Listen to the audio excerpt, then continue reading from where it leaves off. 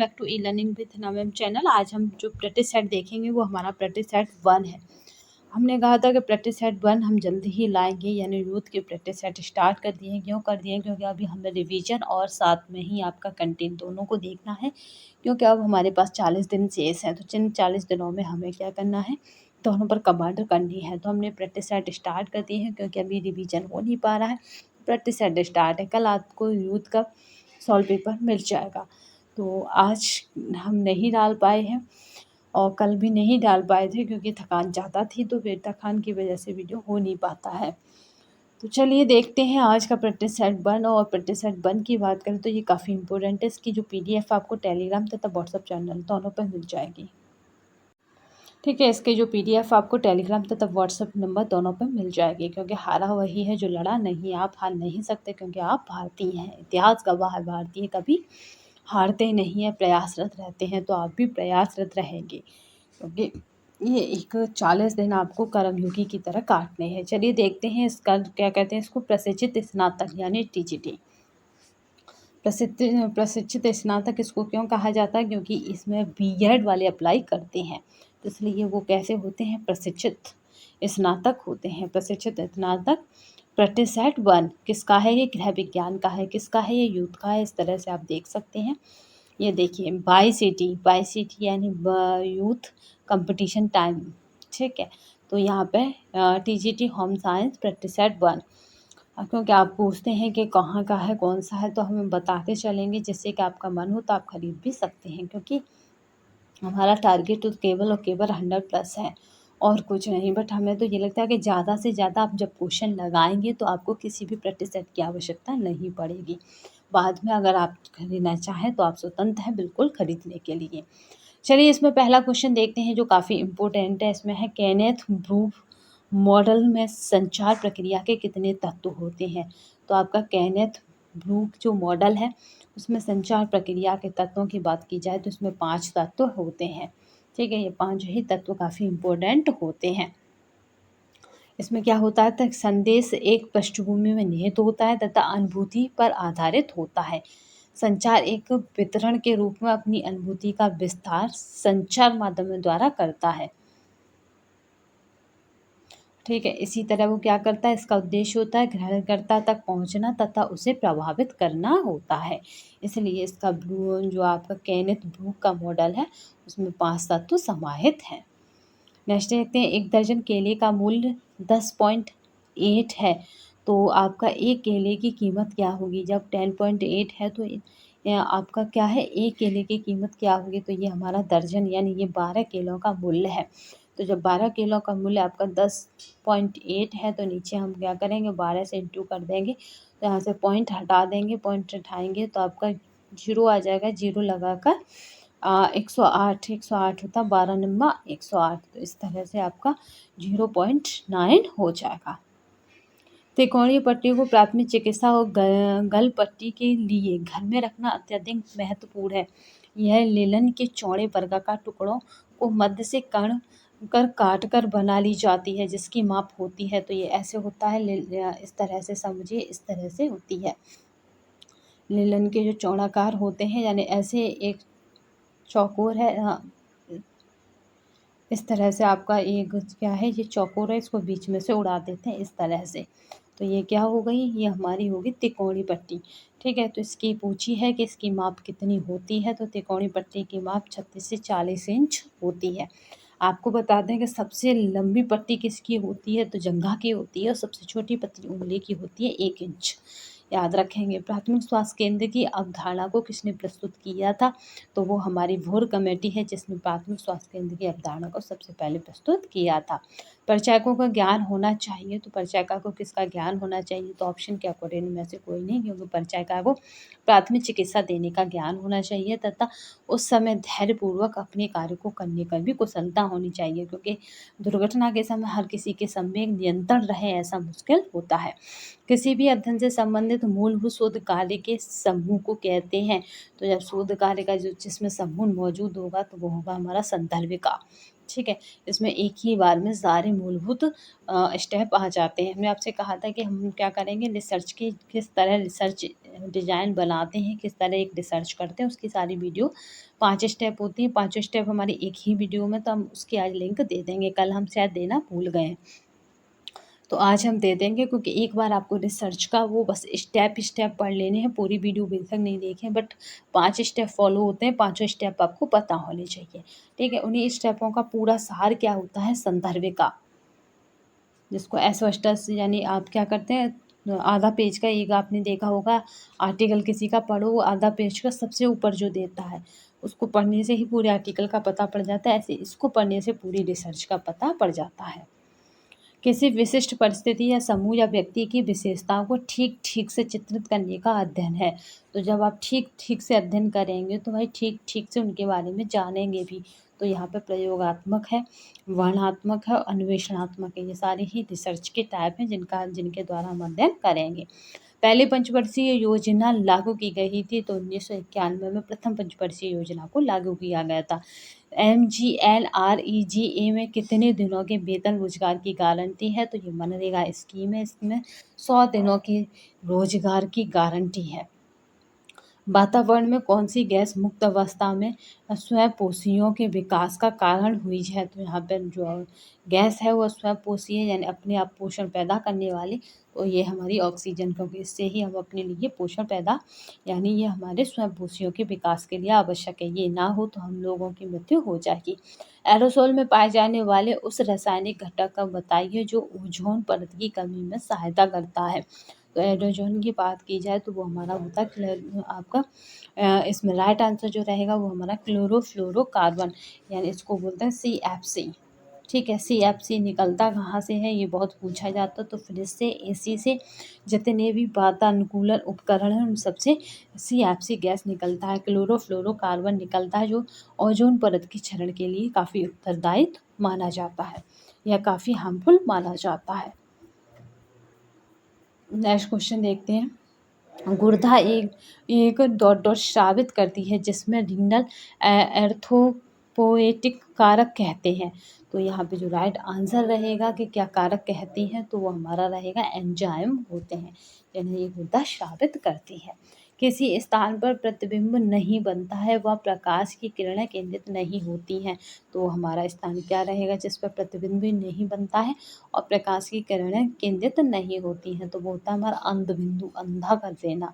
ठीक है, तो यहाँ पे कोई भी प्रतिबिंब नहीं बनता है। नेक्स्ट चलते हैं। मस्तिष्क क्षति के कारण गत्यात्मक शिथिलता है, तो यहाँ पे राइट आंसर क्या है, मस्तिष्क पक्षाघात। ठीक है, यहाँ पे गत्यात्मक शिथिलता, यानी अगर मस्तिष्क में कोई घात या चोट लग जाती है तो आपकी गत्यात्मक शिथिलता यानी रुक जाता है। ठीक है, बहुत से लोग कोमा में भी चले जाते हैं अगर उनके मस्तिष्क में क्षति हो जाती है। गठिया क्या है, ये हाथ पैरों में होने वाला, जॉइंटों में होने वाला रोग है। मांसपेशियां दुर्विकास, ये भी आपके विटामिन और खनिज लवण और उनकी कमियों से होता है, यानी कुपोषण से जनित रोग है। खून में फास्टिंग ग्लूकोज की सामान्य सघनता यानी कंसंट्रेशन होती है, तो यहाँ पे कितनी होती है ब्लड में, तो हम यहाँ पे बताएंगे कि हमारी 110 से 120 mg 100 मिलीग्राम में होती है। याद रखेंगे 100 मिलीग्राम में कितनी होती है, 110 से 120 mg होती है ग्लूकोज की। ये काफ़ी इम्पोर्टेंट है और पिछली 2 साल से रिपीट होने वाला क्वेश्चन है, तो आप ध्यान से इसको याद रखेंगे। थायराइड ग्रंथि में थायरोक्सिन अधिक स्रावित होने पर तो क्या हो जाता है, जब ये अधिक स्रावित होती है तो BMR कम होता है। ठीक है, BMR कम होगा तो चयापचय दर भी अपने आप कम हो जाएगी। ये याद रखना, BMR दर बढ़ता है तो चयापचय दर बढ़ती है। नेक्स्ट क्वेश्चन, एसिड माध्यम से प्रोटीन के पाचन के लिए कौन सा एंजाइम उत्तरदायी है या जिम्मेदार है, तो यहाँ पे जो हमारा राइट आंसर रहेगा वो हमारा पेप्सिन। जो पेप्सिन है वो काफ़ी उत्तरदायी होता है। वह आधारभूत प्रक्रिया जिसके द्वारा श्वसन के दौरान गैसों का विनिमय होता है। तो गैसों का विनिमय किसके द्वारा होता है, तो वो हमारा विस्तरण के द्वारा गैसों का विनिमय होता है। नेक्स्ट चलते हैं। जब हड्डियां टूट जाती हैं तो रक्त का धक्का जम जाता है, इसे क्या कहा जाता है, तो जब रक्त का धक्का जम जाता है तो उसको कहा जाता है हेमरेज, क्योंकि काफ़ी मोस्ट इम्पोर्टेंट है और हमने उसमें भी कराया था आपका SCRT की बुकों पर आधारित प्रश्न उत्तरी में कराया था ये वाला क्वेश्चन।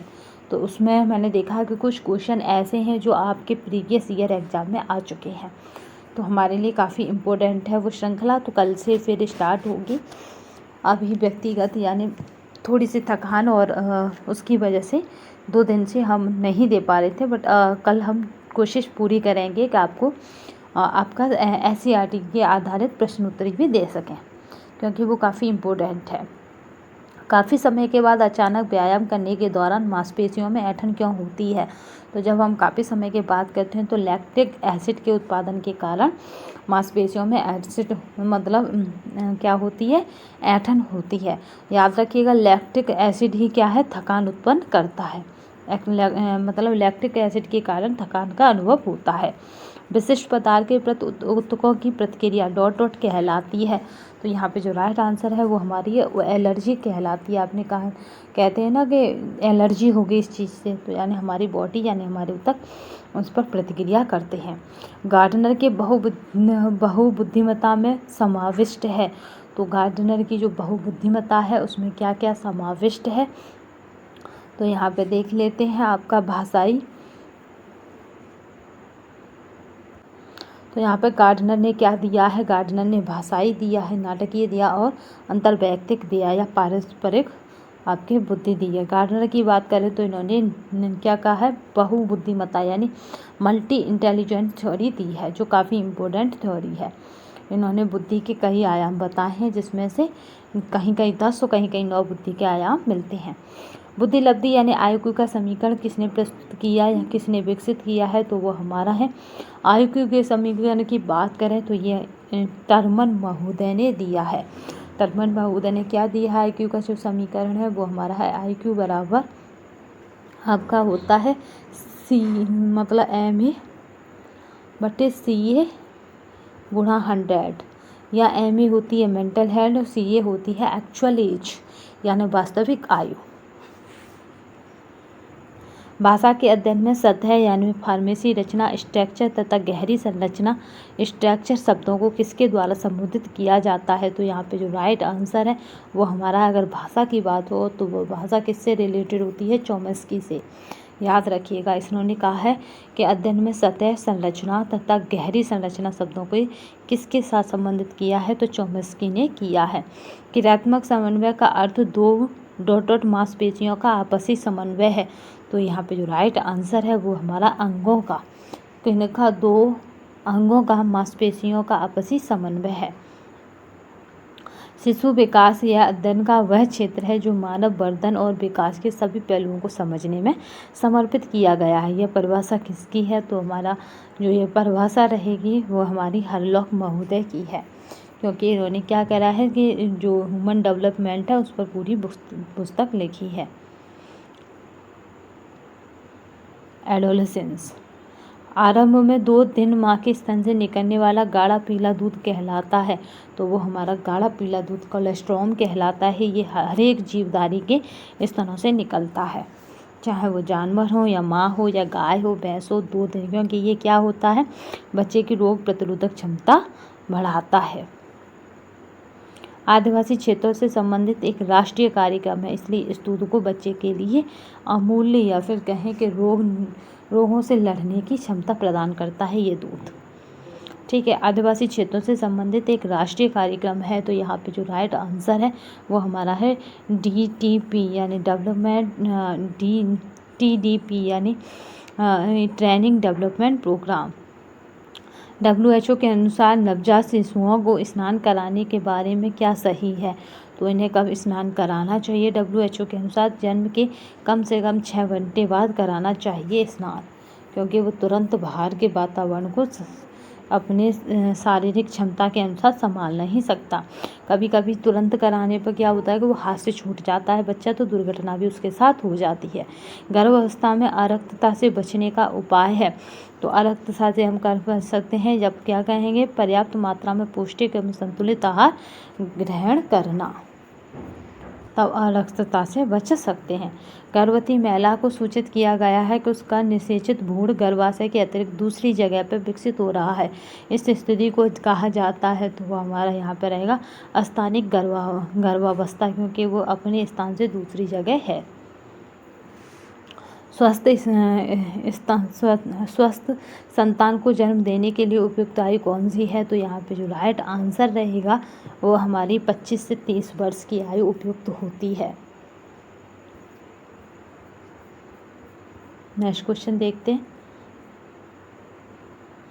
सामान्यतः पोस्ट परिपक्व बच्चे लंबे व पतले होते हैं, क्योंकि गर्भावस्था के अंत में उनमें अपर्याप्त रक्त आपूर्ति होती है। भी बोल रहा है, आर बोल रहा है, कारण बोल रहा है। लंबी अवधि के बाद प्लेसेंटा ऑक्सीजन आपूर्ति के लिए कम दक्ष यानी कुशल होता है।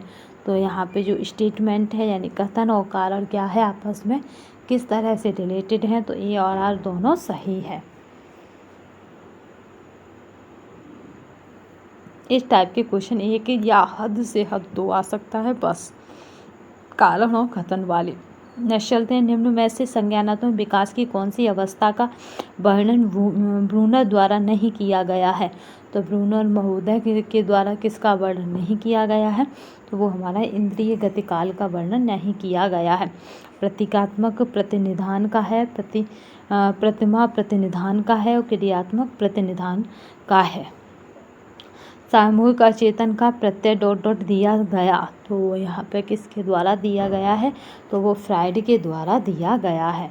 समीपवर्ती विकास के क्षेत्र की अवधारणा को किस में समझाया गया था, तो यहाँ पे जो राइट आंसर है वाइगोस्की के का सिद्धांत में समझाया गया है। ठीक है, समीपवर्ती विकास के क्षेत्र को याद रखिएगा।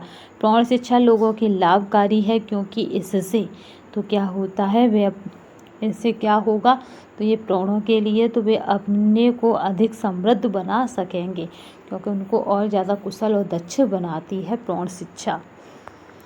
किस अवस्था में यौन परिपक्वता के कारण बालक के शरीर में अनेक परिवर्तन होते हैं, तो ये हमारी जो अवस्था रहती है, जैसे तूफान संवेग की अवस्था भी कहा जाता है, तो ये हमारी किशोर अवस्था। तूफान संवेग की अवस्था किसने कहा है, तो हॉलॉक ने। जन्म के समय शिशु के सिर की लंबाई पूरे शरीर की लंबाई की कितनी होती है, तो मतलब सिर की ही लंबाई, तो वो हमारी 1/4 होती है। ठीक है, जैसे आपका 20 इंच का है तो सिर उसका 5 इंच का हो जाएगा। ठीक है, चलिए। एक शिशु की पहली स्वैच्छिक गतिविधि है जिसमें संपूर्ण शरीर सम्मिलित होगा। स्वैच्छिक है यानी वो अपनी इच्छा से भी कर रहा है, और उसकी क्या होगी, संपूर्ण शरीर उसमें सम्मिलित भी हो रहा है उसकी एक्टिविटी में, तो वो हमारी होती है रेंगना। आपने देखा होगा इस तरह से बच्चा रेंगता है, तो ये अपनी इच्छा से करता है वो, क्योंकि छाती के बल ऐसे ऐसे खिसक के वो आगे बढ़ता है, सांप की तरह रेंगता है, तो उसमें क्या होता है, उसके शरीर के सम्मिलित होता है संपूर्ण शरीर।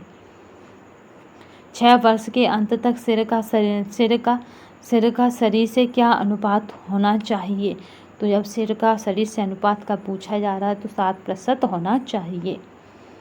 ठीक है, 1 फ़ारेनहाइट शरीर का टेम्परेचर होता है जब अधिक, तो कितना % ऊर्जा खत्म होती है, तो याद रखिएगा 7% है वो भी। सीखने की अक्षमता को कहते हैं, तो यहाँ पे सीखने की अक्षमता को क्या कहा जाता है, बाघ विकार कहा जाता है। ठीक है, बोलने की, यहाँ पे सीखने की अक्षमता को बाघ विकार, लिखने की अक्षमता को आपका डिसलेक्सिया कहा जाता है। डिस्ग्राफिया क्या है आपकी,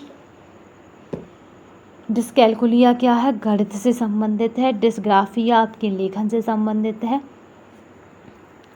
बालक में व्यवहारात्मक समस्या का एक मुख्य कारण है, तो यहाँ पे जो राइट आंसर रहेगा वह है मातृवचन, क्योंकि ये भी व्यवहार को प्रभावित करते हैं। कभी कभी हो सकता है कि बच्चे को किसी का अपशब्द बोलना अच्छा ना लगे। किंडरगार्टन व्यवस्था को किसने स्थापित किया था? तो किंडरगार्टन पोभल महोदय ने स्थापित किया था। ये छोटे बच्चों के लिए थी। यहाँ पे उन्होंने क्या करा था, उसको खिलौने के माध्यम से सीखने पर प्रेरित किया था। निम्न में से कौन सा विकास का सिद्धांत नहीं है? तो यहाँ पे जो राइट आंसर रहेगा वो देखते हैं कि कौन सा नहीं है। तो विकास विशिष्ट से सामान्य की ओर अग्रसर होता है, ये गलत है क्योंकि विकास सामान्य से विशिष्ट की ओर चलता है। विकास की विभिन्न अवस्थाएं हैं, सही स्टेटमेंट। विकास वर्तमान की भविष्यवाणी नहीं की जा सकती है, ये भी गलत है। की जा सकती है तभी तो डॉक्टर बता देते हैं कि ये आगे चल के बच्चा बोलेगा कि नहीं, ये आगे चल के बच्चा चलेगा कि नहीं, ये आगे चल के बच्चा नॉर्मल बच्चों की तरह सारी एक्टिविटी करेगा कि नहीं। तो इसकी भविष्यवाणी भी की जा सकती है। विकास एक निश्चित क्रम में अग्रसर होता है, ये बिल्कुल सही है क्योंकि पहले आती है शिशु अवस्था, फिर आती है आपकी बाल्य अवस्था, फिर प्रौढ़ अवस्था, फिर युवा अवस्था, यानी आपकी किशोरावस्था, फिर आती है आपकी युवा अवस्था। इसीलिए हम कभी कभी वीडियो नहीं बनाते हैं क्योंकि ऐसा होता है कि जनरली हमें जब टाइम मिलता है तब नींद आने लगती है, तो उस वजह से कभी कभी कमांड हट जाती है आँखें मतलब नींद के कारण। तो यहाँ पे देखिए जो ऑप्शन बनेगा वो बनेगा 1 और 3, ये स्टेटमेंट दोनों ही गलत हैं, पहला और आपका तीसरा। चलिए नेक्स्ट देखते हैं, राष्ट्रीय महिला आयोग की स्थापना कब की गई थी? तो ये काफ़ी इम्पोर्टेंट है। कौन सी परीक्षा थी जिसमें ये पूछा गया था कि राष्ट्रीय महिला आयोग की अभी वर्तमान में अध्यक्ष कौन है? तो वहाँ पे तब राखी शर्मा थी। तो ऐसे करके किसी एग्ज़ाम में मिला था, बट अभी यहाँ पे राष्ट्रीय महिला आयोग की स्थापना कब की है? तो आप याद रखेंगे 31 जनवरी 1992 को, ठीक है, क्योंकि महिलाओं के लिए है। 31 जनवरी 1992 यानी 31 जनवरी 1952 में की गई थी, याद रखेंगे। राष्ट्रीय घेंघा नियंत्रण कार्यक्रम किस वर्ष में शुरू किया गया था? तो आपको याद रखना है कि घेंघा किसकी कमी से होता है? आयोडीन की कमी से होता है। 1976 में शुरू किया गया था, 1976 में शुरू किया गया था। राष्ट्रीय पोषण संस्थान कहाँ स्थित है? तो यहाँ पे पोषण संस्थान की बात की जाए तो ये इम्पोर्टेंट है काफ़ी, तो ये हैदराबाद में स्थित है। ग्रामीण विकास के लिए श्री निकेतन योजना का आरंभ किया गया। तो ये श्री निकेतन योजना यानी किसने स्टार्ट की? तो थे रविंद्रनाथ टैगोर के द्वारा श्री निकेतन योजना का आरंभ किया गया। भारत में लिंग आधारित हिंसा के निम्नलिखित रूप माने जाते हैं। तो यहाँ पे जो राइट आंसर रहेगा कि कौन कौन से रूप माने जाते हैं? तो यहाँ पे है घरेलू हिंसा और यौन हिंसा, इन दोनों को लिंग आधारित हिंसा का रूप माना जाता है। वह संज्ञा जो विकास कार्यों में कल्याण संज्ञा को तेजी से स्थानांतरित कर रही है। तो यहाँ पे जो राइट आंसर रहेगा वो रहेगा यह सशक्तिकरण। ये क्या कर रही है? कल्याण संज्ञा को तेजी से स्थानांतरित कर रही है। पीएफ एक अन्य सरकारी प्रबंधन वाली सेवानिवृत्ति बचत योजना है जो परिवार में उपयोग की जाती है। पीएफ का अर्थ इनमें से क्या है? तो यहाँ पे पीएफ का जो अर्थ की बात की जाए तो वो हमारा प्रोविडेंट फंड है। क्योंकि अब टाइम नहीं बचा है तो आप रिवीजन और साथ में कंटेंट दोनों को साथ लेके चलिए, क्योंकि इन 40 दिनों में आप अपने भाग्य का निर्माण कर सकते हैं। एक प्रक्रिया जिसमें 2 या 2 से अधिक लोग अपने विचारों का आदान प्रदान करते हैं वह जाना जाता है। तो यहाँ पे जो राइट आंसर रहेगा वो हमारा है संप्रेषण, जिसमें क्या होता है 1 से अधिक लोग अपने विचारों का आदान प्रदान करते हैं। स्क्रीन पर अपारदर्शी वस्तु को किसके इस्तेमाल से दिखाया जा सकता है? तो यहाँ पे जो राइट आंसर रहेगा वो हमारा स्लाइड प्रोजेक्ट के इस्तेमाल से दिखाया जा सकता है। 2 व्यक्तियों के मध्य संचार को जाना जाता है। तो यहाँ पे जो राइट आंसर रहेगा पारस्परिक संचार से जाना जाता है। सार्वभौमिक परिवर्तनों के उदाहरणों में निम्नलिखित सभी सम्मिलित हैं। केवल किसको छोड़ के? तो यहाँ पे रखेंगे सार्वभौमिक परिवर्तन यानी सभी में एक से होते हों, तो केवल पढ़ना छोड़कर सभी सम्मिलित हैं। कौन सा आउटपुट डिवाइस है? तो इनपुट की जगह कौन पूछा जा रहा है? आउटपुट डिवाइस पूछा जा रहा है। तो यहाँ पे मॉनिटर क्या है आपका? आउटपुट डिवाइस है। माउस, कीबोर्ड और स्कैनर ये क्या है आपके? इनपुट डिवाइस हैं, क्योंकि आप जब इसमें कमांड देते हैं तभी कमांड अंदर जाती है।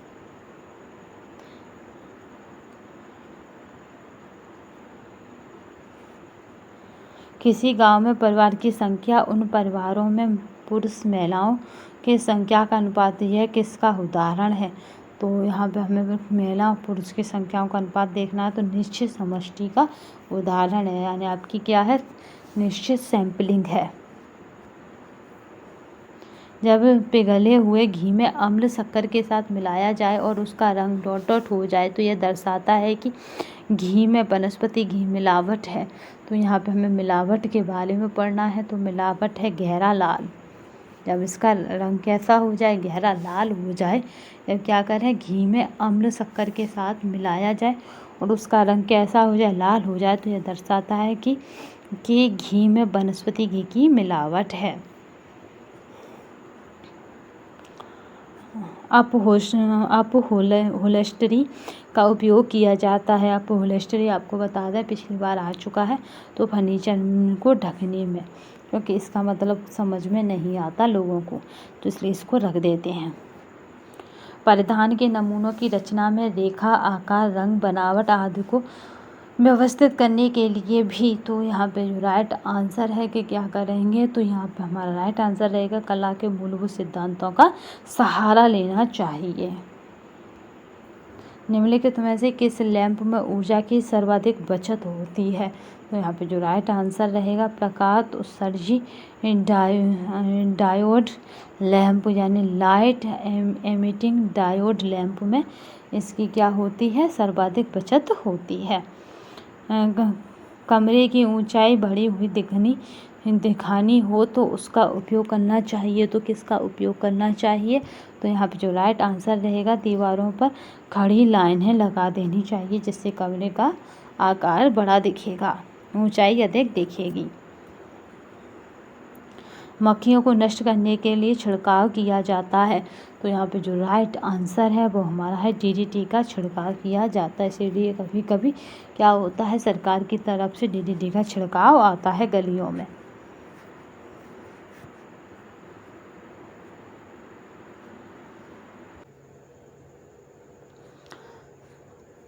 Next question, microwave oven, pressure cooker, आपका वैक्यूम क्लीनर कार्य शहरीकरण के तो कैसे हैं, नए क्रांतिकारिक सामान हैं। ठीक है, राइट आंसर क्या रहेगा, बी नेचुरल थे। एक स्ट्रेट लाइन किचन में सभी उपकरण और अलमारियाँ किसके साथ में रखी जाती हैं। तो एक स्ट्रेट लाइन यानी एक दीवार वाली है, तो एक दीवार के 3 मुख्य शरीर भारों को सीधी रेखा में लेना, यह सिद्धांत डॉटर पर लागू होता है। तो यहाँ पे जो राइट आंसर है, शरीर की स्थिति में परिवर्तन पर यह सिद्धांत लागू होता है। 67 का जो राइट आंसर है वो हमारा एक। वह कोई भी समय है जो कर्तव्यों के निर्वहन के अलावा अन्य गतिविधियों में उपयोग किया जाता है, उसे क्या कहते हैं। तो वह कोई भी समय होता है तो वो हम फुर्सत कहते हैं। जब हमने अपनी जो मुख्य वो थी गतिविधियाँ वो कर ली, उसे फिर अन्य काम के लिए ले रहे हैं, फुर्सत के पलों में कुछ करना। दहेज निरोधक अधिनियम किस सन में लागू हुआ था। तो यह हमारा राइट आंसर है, 1961 में लागू हुआ था। गृह व्यवस्था एक व्यवहारिक विज्ञान है, यह किसका कथन है। तो राइट आंसर है यहाँ पे कॉटरिजन का कथन है। ठीक है, गृह व्यवस्था एक व्यवहारिक विज्ञान है, कॉटरिजन गृह व्यवस्था। ठीक है, व्यवहारिक विज्ञान, तो ये किसकी है, कॉटरिजन की। जागरूक उपभोक्ता बनने के लिए व्यक्ति को, तो यहाँ पे जो राइट आंसर है उपभोक्ता अधिकारों के प्रति जागरूक होना चाहिए। परिवार के लिए भोजन किस, नेक्स्ट क्वेश्चन देखिए, परिवार के लिए भोजन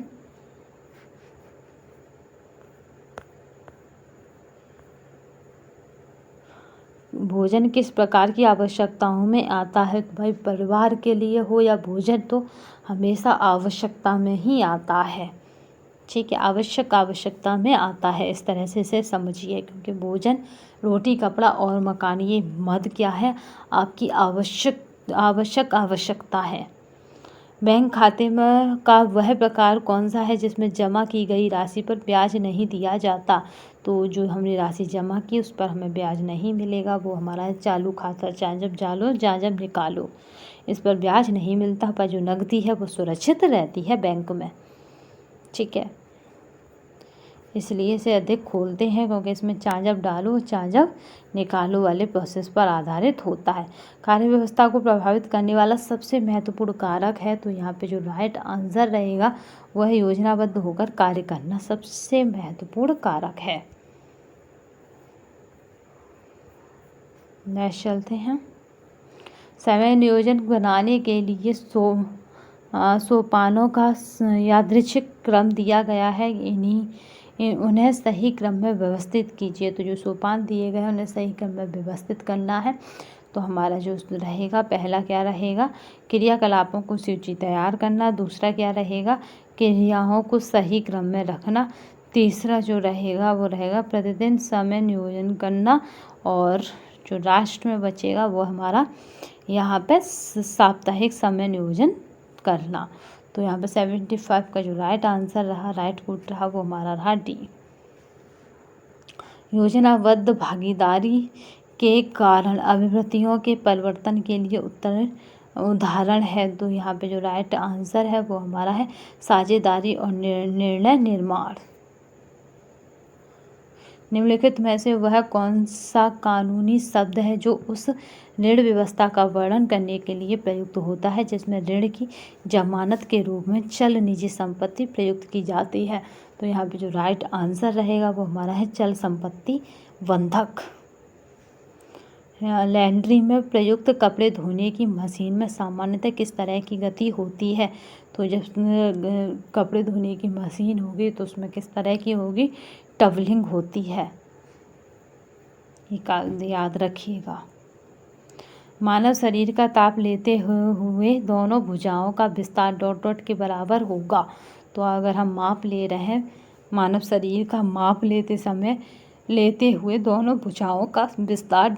के बराबर होगा। तो जब दोनों भुजाओं का माप लेंगे तो ये कहेगा किसके बराबर होगा।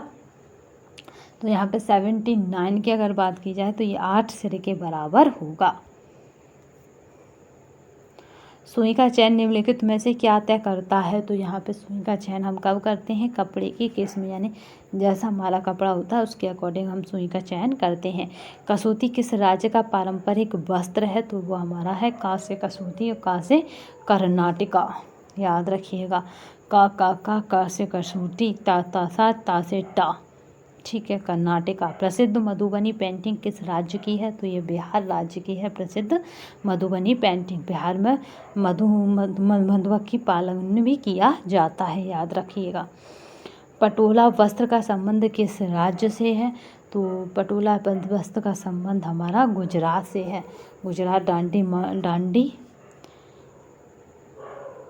डांडी मार्च भी है और गुजरात का एक डांडी खेल भी है।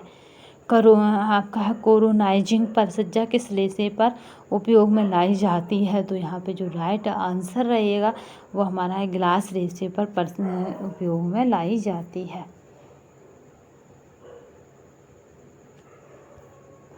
क्योंकि ये अभी लेटेस्ट है तो आ सकता है। ऐसी ऐंठन युक्त धागे में ऐंठन की संख्या होती है।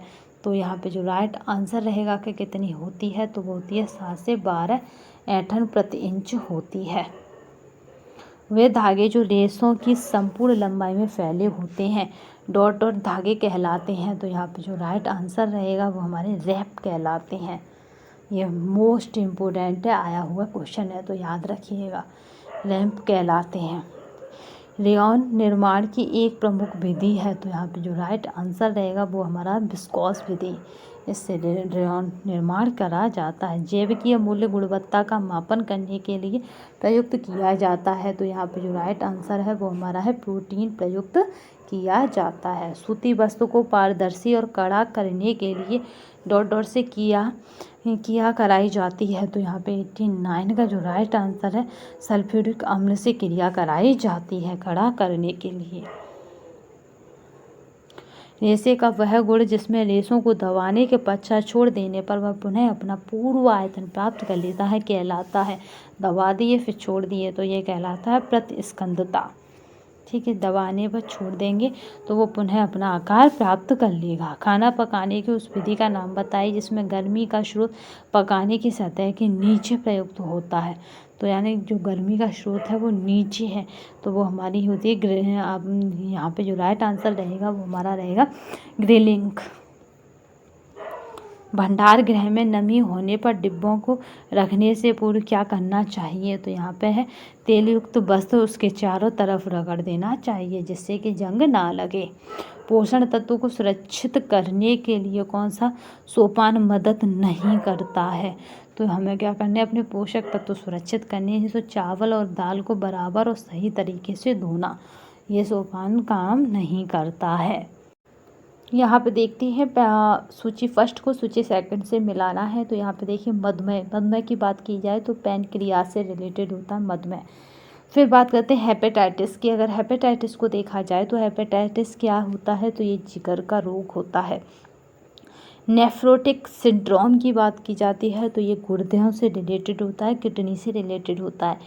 कॉलिथिंगेसिस की बात की जाती है तो ये हमारा जो बच गया यानी गॉल ब्लैडर से रिलेटेड होता है। तो इस तरह से हमारी जो कूट बनेगी उसे देख लेते हैं। यहाँ पे याद रखिएगा पहले का क्या था, थर्ड। पहले का थर्ड कहाँ पे है? पहले का थर्ड हमें पहले ही ऑप्शन में मिल रहा है, तो ऑप्शन हमारा ए बिल्कुल राइट आंसर है। चलिए नेक्स्ट क्वेश्चन देखते हैं। डॉट एक मोटे व्यक्ति के आहार में सम्मिलित किया जाना चाहिए। तो जब मोटा व्यक्ति है तो ना ही लहसुन, ना ही केला और ना ही मैक्रोनी वगैरह, क्या केवल वेजिटेबल हम उसे खिलाते हैं जिससे कि उसकी वसा का स्तर गिर जाए।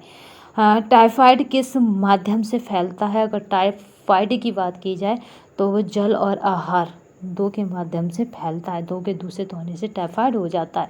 बिना मधुमेह वाली महिलाओं में गर्भावस्था के दौरान उच्च रक्त शर्करा का स्तर विकसित होना तो हो जाता है, तो ये कोई चिंता की बात नहीं। गर्भावस्था मधुमेह कहा जाता है। गर्भ के बाद फिर नॉर्मल हो जाता है। इनमें से कौन सा अधिक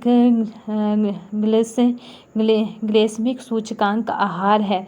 तो ग्लाइसेमिक सूचकांक आहार की बात की जाए तो वो हमारा होगा कॉर्नफ्लेक्स। कॉर्नफ्लेक्स की बात की जाए तो ये हमारा सूचकांक आहार है ग्लाइसेमिक। वह मेनू जहाँ खाद्य पदार्थों की कीमत अलग अलग लिखी जाती है तो वो मेनू हमारा होता है ए ला कार्ट या फिर एला कार्ट, इस तरह से ये मिलता है। यहाँ पे दूर दूर कर दिया। एला कार्ट इसको कहा जाता है जहाँ क्या होता है, खाद्य पदार्थ की जो कीमत है वो भी खाद्य पदार्थ के आगे लिखी रहती है। ज़्यादातर होटलों में यही मेन्यू यूज होता है जिससे कि लेने वाले को पता रहे कि मैं कितने रुपए की चीज़ें ले रहा हूँ। सब्सिडाइज्ड प्रोसेसिंग किन खानपान प्रबंधों में की जाती है? तो यहाँ पे जो राइट आंसर रहेगा 100 का वो हमारा है एयर कैटरिंग में की जाती है। 6 से 11 वर्ष के स्कूल के बच्चों के लिए मध्याह्न भोजन यानी मिड डे मील कार्यक्रम निम्नलिखित शामिल है। तो यहाँ पे जो राइट आंसर है वो क्या क्या है कि उसमें क्या है, बच्चों क्या पहला ऑप्शन कह रहा है, यहाँ पे देखते हैं बच्चों के विकास का अनुश्रवण करना, तो ये बिल्कुल गलत है। 140 कैलोरी और 8 से 12 ग्राम प्रोटीन प्रतिदिन देना, ये बिल्कुल सही है। गर्म पका हुआ भोजन देना, ये सही है। स्कूल में उपस्थिति बढ़ाना, क्योंकि इसका मेन टारगेट या main focus mid day meal का यही था कि कॉलेज में अपव्यय व अवरोधन को रोकना। अपव्यय क्या है, यानी अपव्यय क्या है कि क्लास में एडमिशन लिया छोड़कर चले गए। अवरोधन क्या है, एक ही क्लास में बार बार बच्चे का फेल हो जाना। तो मेन टारगेट यही था कि क्लास में उपस्थिति को बढ़ाना तथा अपव्यय तथा अवरोधन को कम से कम करना। तो इसीलिए मिड डे मील कार्यक्रम चलाया गया। तो ऑप्शन बनेगा ए, अरे ऑप्शन बनेगा आपका बी, सॉरी यहाँ पे, क्योंकि ये रहेगा आपका सेकंड, थर्ड और फोर्थ। चलिए पीएम बच्चों के बीच कुपोषण का सबसे व्यापक रूप से प्रचलित रूप है। पीएम का अर्थ है, तो यहाँ पे इसका जो राइट आंसर रहेगा वो हमारा है प्रोटीन एनर्जी माल न्यूट्रिशन। प्रोटीन एनर्जी माल न्यूट्रिशन ये होता है आपका पीएम।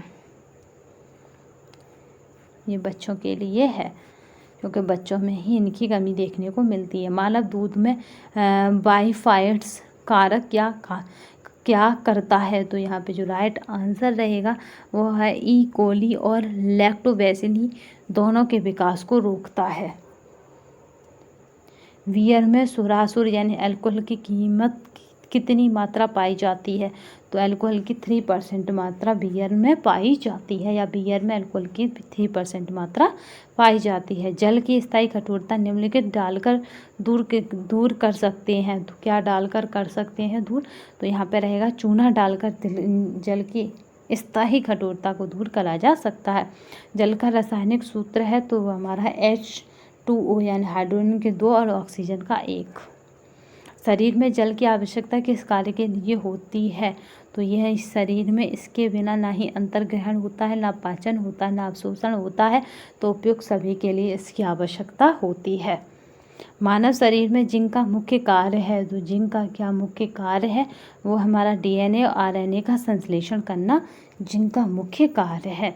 कौन से विटामिन की कमी से किसी वयस्क व्यक्ति में ऑस्टियोपोरोसिस विकास के परिणाम स्वरूप होती है, तो यहाँ पे जो राइट आंसर है वो हमारा विटामिन D की कमी से आपका ऑस्टियोपोरोसिस हो जाता है।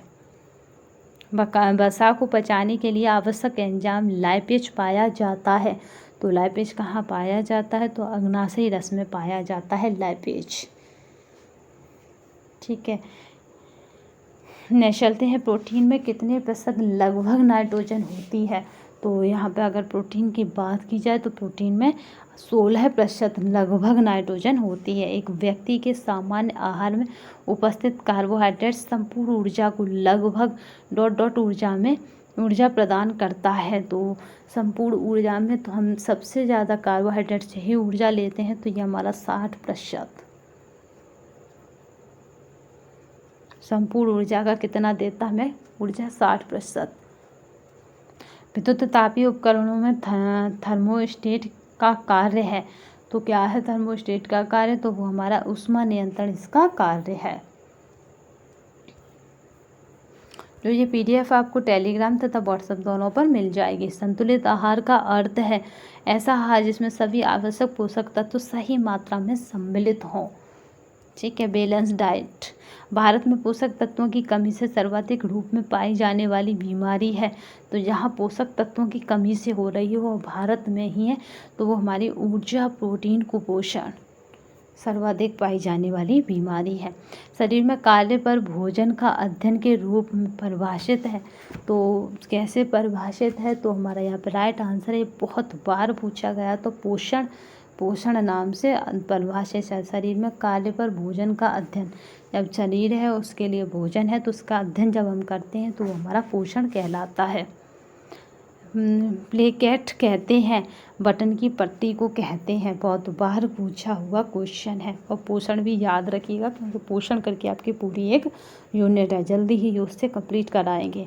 मधुमेह का एक लक्षण है, तो मधुमेह का क्या लक्षण है, रक्त में ग्लूकोज का स्तर का बढ़ना, क्योंकि एक लक्षण पूछा है तो इसमें क्या हो जाएगा, रक्त में ग्लूकोज का स्तर बढ़ना, इसका ये सबसे बड़ी पहचान है या लक्षण है। हृदय की धड़कन नियंत्रित करने के लिए कौन सा खनिज आवश्यक है, हमारे शरीर में खनिज कितने % है, 2%। 2% में विटामिन और 2 में खनिज, याद रखिएगा। बाद बाकी में सारी भूमिका और ही पोषक तत्व निभाते हैं। खनिज लवण हमारे शरीर में 4% हैं, जिनको हमने दो किसी पार्टों में बांटा है। चलिए देखते हैं अमीनो अम्ल जिनका संश्लेषण हृदय की धड़कन नियंत्रण करने के लिए कौन सा खनिज आवश्यक है, तो यहाँ पर खनिज की बात हो रही है क्योंकि खनिज क्या होते हैं, आपके निर्णायक और निर्माणात्मक दोनों ही माने जाते हैं। तो चलिए ये हमारा सोडियम, हृदय की धड़कन के लिए हमारा सोडियम आवश्यक है। अमीनो अम्ल जिनका संश्लेषण शरीर नहीं कर सकता है वो डॉट अमीनो अम्ल कहलाते हैं। शरीर नहीं करता जिनका संश्लेषण, 2 होते हैं, एक जो शरीर में उत्पादित होते हैं और एक जो शरीर में हम खाद्य पदार्थों से लेते हैं, तो आवश्यक अमीनो अम्ल कहलाते हैं। जो शरीर में नहीं बनते हैं वो आवश्यक अमीनो अम्ल होते हैं। NRHM का पूरा नाम क्या है? तो NRHM का पूरा नाम क्या है? National rural health mission. ठीक है, नेशनल रूरल हेल्थ मिशन। और जो हमारे शरीर में अमीनो अम्ल बनते हैं वो अनावश्यक अमीनो अम्ल की संख्या में आते हैं। आयोडीन की कमी का साधारण लक्ष्य है या लक्षण है, इसको इस तरह से समझिए। आयोडीन की कमी का साधारण लक्षण है, तो वो हमारा क्या है यहाँ पे साधारण लक्षण? गले आयोडीन की कमी से क्या हो जाता है? घेंगा हो जाता है। तो यहाँ पे लक्षण पूछा तो हो जाएगा गले का फूलना। राष्ट्रीय बचत सर्टिफिकेट की परिपक्वता अवधि क्या है? तो यहाँ पे जो राइट आंसर है वो हमारा है 5 वर्ष है। NRHM कार्यक्रम किस विभाग से संबंधित है? तो यहाँ पे है स्वास्थ्य से संबंधित है NRHM कार्यक्रम। आयोडीन युक्त तेल के 1 ml इंजेक्शन से बचाव हो सकता है, तो कब तक 1 ml हमें बचा सकता है? तो पूरी 1 साल तक 1 ml हमें बचा सकता है। तो इसीलिए छोटे बच्चों को आयोडीन के इंजेक्शन दे दिए जाते हैं, जिससे कि आयोडीन की कमी ना हो, या फिर जिसको लगता है कि गंभीर है आयोडीन के मामले में तो उसको आयोडीन के इंजेक्शन दे दिए जाते हैं। आज की सेशन आपको पसंद आया होगा, अगर पसंद आया हो तो शेयर, लाइक एंड सब्सक्राइब करिएगा तथा कमेंट बॉक्स में ज़रूर बताइएगा सेशन आपको कैसा लगा। ये जो PDF आपको हमारे टेलीग्राम तथा व्हाट्सएप नंबर पर मिल जाएगी, तो परेशान होने की आवश्यकता नहीं है। आज के लिए बस इतना ही, अगले सेशन हम फिर मिलेंगे, तब तक के लिए धन्यवाद। वंदे मातरम। और चैनल को सपोर्ट करने के लिए भी धन्यवाद, सहे दिल से धन्यवाद। तो जल्दी अब 40 दिन है, तो इसलिए हमें टॉपिक और आपका फैक्ट और सिलेबस, मतलब सिलेबस टॉपिक के अकॉर्डिंग रहेगा, फैक्टों के अकॉर्डिंग रहेगा, साथ में प्रैक्टिस भी स्टार्ट कर देनी है। तो चलिए, यहाँ पे केवल और केवल फोकस किस पर है? TGT PGT पे ओनली। तो क्योंकि TGT ही PGT हमारा टारगेट है, और जो एग्ज़ाम है वो तो है ही है, बट अभी जो प्रेजेंट में TGT ही PGT है, क्योंकि अक्टूबर में ये आपका एग्ज़ाम हो जाएगा। तो इसलिए मात्र 40 दिन मान के चलिए, 40 नहीं 50 हो जाएंगे, बट अक्टूबर में ये निश्चित है कि ये एग्ज़ाम आपका हो जाएगा। तो अब दिन शेष नहीं बचे हैं, तो आज से ही लग जाइए, और प्रैक्टिस सेट के साथ आप कंटेंट और प्रैक्टिस सेट और आप सब कुछ मैनेज करके चलना है। तो आज के लिए बस इतना ही, धन्यवाद। अगर कोई क्वेरी हो तो उसे कमेंट बॉक्स में बताइएगा। और जो PDF आपको हमारे टेलीग्राम चैनल पर मिल जाएगी। तो वंदे मातरम, जय हिंद।